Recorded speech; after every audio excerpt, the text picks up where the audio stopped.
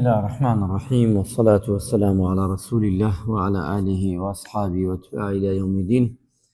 يا أيها الذين آمنوا اتقوا الله وقولوا قولا سديدا يصلح لكم أعمالكم ويغفر لكم ذنوبكم، ومن يطع الله ورسوله فقد فاز فوزا عظيما. أما بعد، السلام عليكم ورحمة الله وبركاته. داوكارين لپروردگار خواهی گەورە ولايتمان محفوظ بکە وخواهی گەورە پروردگار طاعت و عبادتمان لقبول بکە إن شاء الله. 4 ساعات لا تنسي،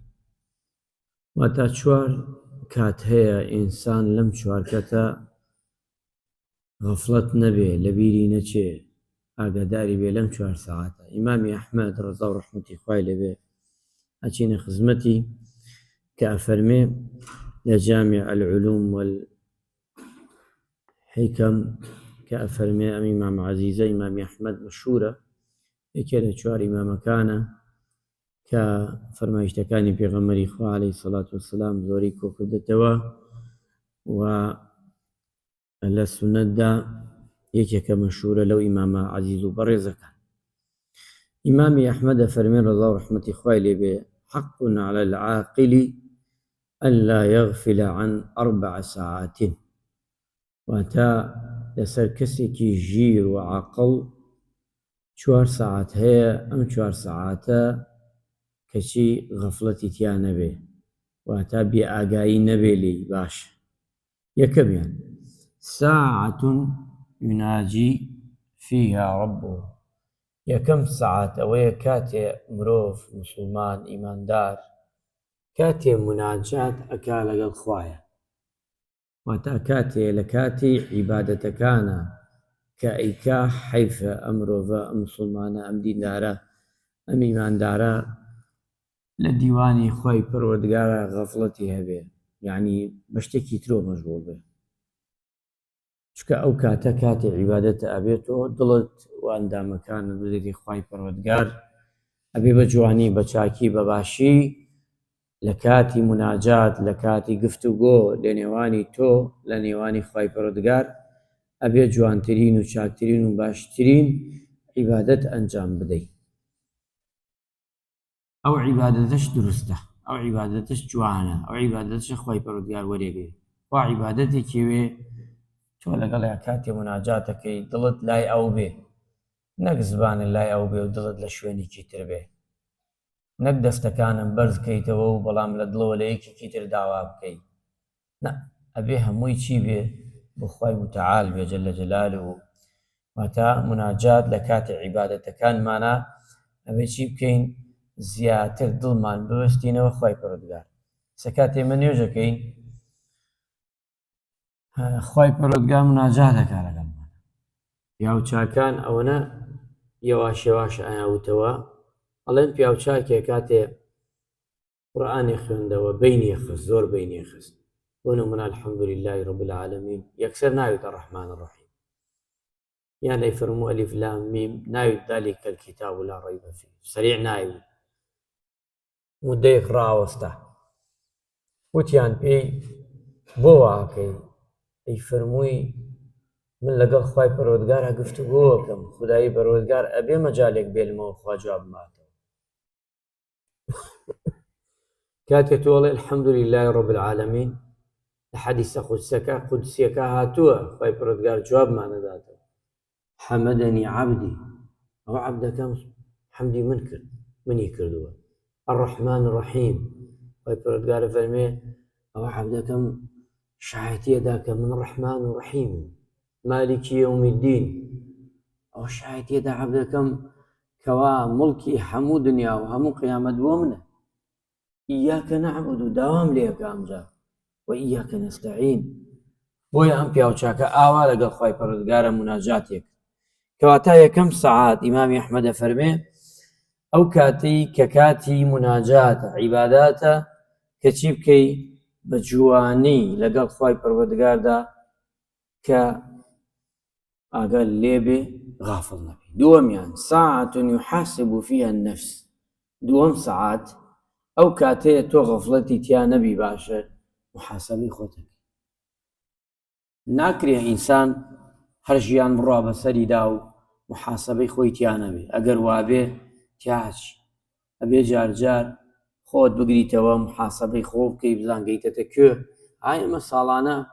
لەوەی ماگانەش بێ لەوەیە وەرزیش بێ چیەکەین مراجعەی حساباتی خۆمانەکەین چەنێ قانزاجمان کردووە چەنێ زەرەرمان کردووە چەنە چوومانەتە پێشەوە چەنێ ماوین تۆ بۆ قیامەتی خۆتش خۆگەرەیکەتی محاسبەی خۆ بزان کار و کردارە چۆنە بزان عیبادەتەکانی چۆنە سام ڕەمەزانە ئەوەیە کە هەموو ساڵێک چی ئێمە محاسبەی خۆمانەکەین پای پەروەردگار دایناوە بۆمان مراجعەی خۆمانەکەین بۆیە پێغەمبەری خوا صلی الله عليه وسلم فەرمووی حاسبوا أنفسكم قبل أن تحاسبوا محاسبەی نفسی خۆتان بکەن پێش ئەوەی محاسبە بکرێت وزینوا أعمالكم واتە بیڕازێننەوە کار و کردەوەکانتان و ئاگاتانیش لێبێ پێش ئەوەی کەچی محاسبەتان بکرێ لەسەر ئەو کار و کرداران کەواتە محاسبەی نەفس زۆر گرنگی بەداخەوە ئەمڕۆ زمانێکی محاسبەی نەفسی خۆمان کەمە محاسبەی نەفسی خەڵک زۆرە ئەوەنە محاسبەی خەڵکەکەین ئەوەنە هاین بە دوای خەڵکەوە بەداخەوە دوو لە ڕووجە ناوتانان دێ خەڵک لەوەی زۆرینەوە بێ خوا دوورمان بکە یعنی ئەمەنە هاین بە دەقیق ئەزانین فڵان چیەکە بۆ چۆن ڕۆیشتووە چۆن دێ کورە تەنانەت لە ناو ماڵەشە چیەکە ئەو چۆنە من ئەزانم چیەکە لە ماڵە من ئەزانم چۆنە لەگەڵ مناڵە من ئەزانم چۆنە لەگەڵ ژنە من ئەزانم چۆن دەرەچێ بۆ بازاڕ چۆن ئەڕوا چێتێ بۆ ماڵی بڕوات هەبێ ئەگەر ئەوەنەی ئەو خەڵکە مەشغوڵی خەڵکە مەشغوڵی خۆی بێ ئەبێتە فریشتە هەر ئەبێتە فریشتە ئەوەنە مەشغوڵی پیاوچاکانەیان فەرموو ئەوەنە عیبمان زۆرە فریان ناکەوین بزانی خەڵکی چیەکە زمانی ئەو جاوا بوو ئێستانە ئێستا خۆی لێ فکر کردووە محاسبەی خەڵکەکە مناڵەکانی خۆی لە فکر کردووە محاسبەی خەڵکەکە خێزانی خۆی لە فکر کردووە محاسبەی خەڵکەکە خوای پەروەردگار ناپرسێتەوە لە خەڵکەکە لە خۆت ئەپرسێتەوە لە مناڵەکان دەپرسێتەوە لە ژنەکە دەپرسێتەوە تۆ محاسبەی ئەوە بکە کە لەژێر دەسەڵاتی تۆدایە ئەبێ محاسبەکردن ئینسان لە خۆی دەست پێ بکە خۆی پاشانمان و ماڵ و مناڵی ئەوەی ها لە ژێر ڕکێفی تۆدا ئەوانش وەک تۆ محاسبەکەن سبەینێ لەسەر تۆ کەواتە دووەم سەعات ئێمە زۆر گرنگی پێ بدەین محاسبەکردنی نەفسی خۆمان ئەبێ زۆر ئاگامان لێ سێهەمیان وساعة يخلو فيها مع إخوانه الذين يخبرون بعيوب ويصدقون عن نفسه لەگەڵ ئەو دۆستە عەزیزانە و برادەرە چاکانە کاتی عیبێکی پێڵێن بۆ شکاندنەوە نا ئێمە دوو کەسمانەیە عیبمان پێڵێ خۆشەویستان دوو کەسمانەیە کەسێکمانەیە عیبەکانت دەرئەخا بۆی بشکێنێتەوە ئەمە گوێی لێ مەگرە ئەمە کەسێ باش نی ئەمە کەسێکە بە دوای عیبی خەڵکە ئاگەڕێ بۆی خەڵک بشکێنێتەوە بەڵام لە ڕووی نایە حەز دەکا بڵێ خۆم پیاو چاکم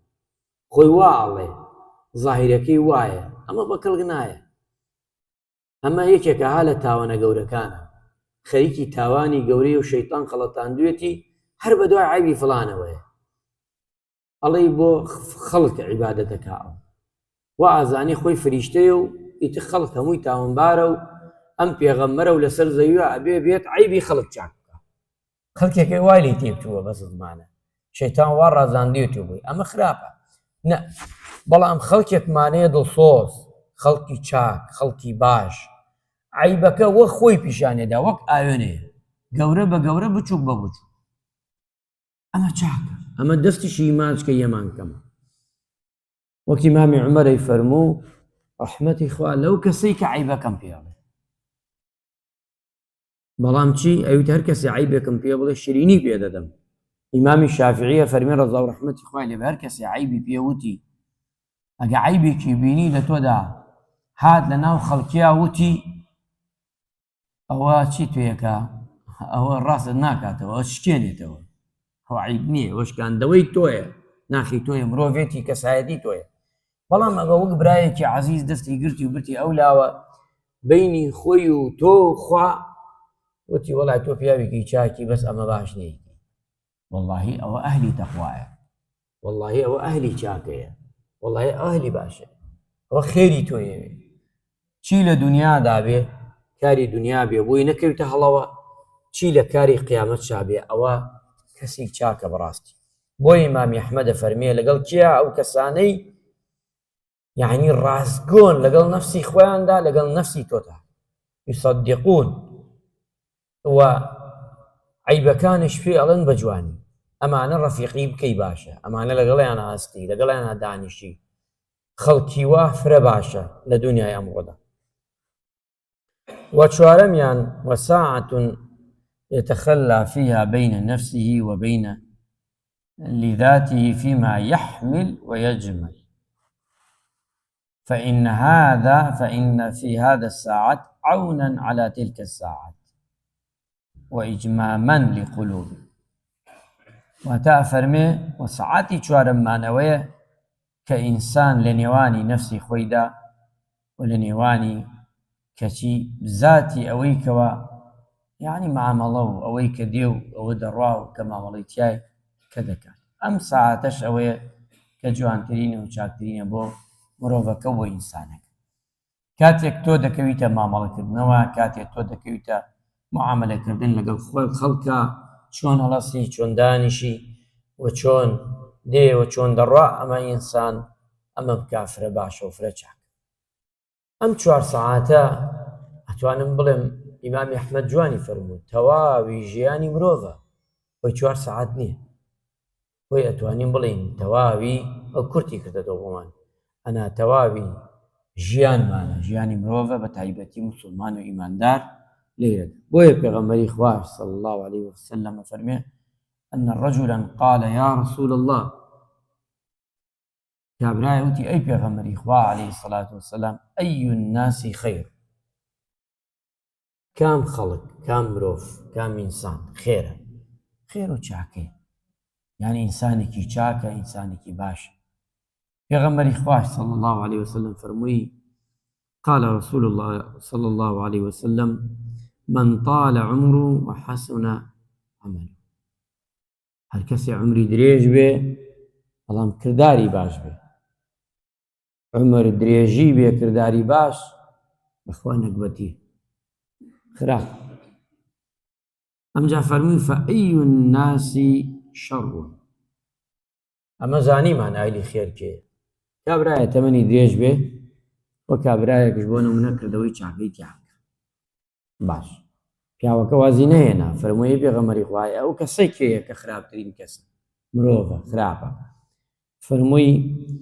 من طال عمره وساء عمله، هەر کەسێ تەمەنی درێژ بێ بەڵام ئاکاری نەکبەتی و قوربەسەری کۆ بکاتەوە بۆ قیامەت،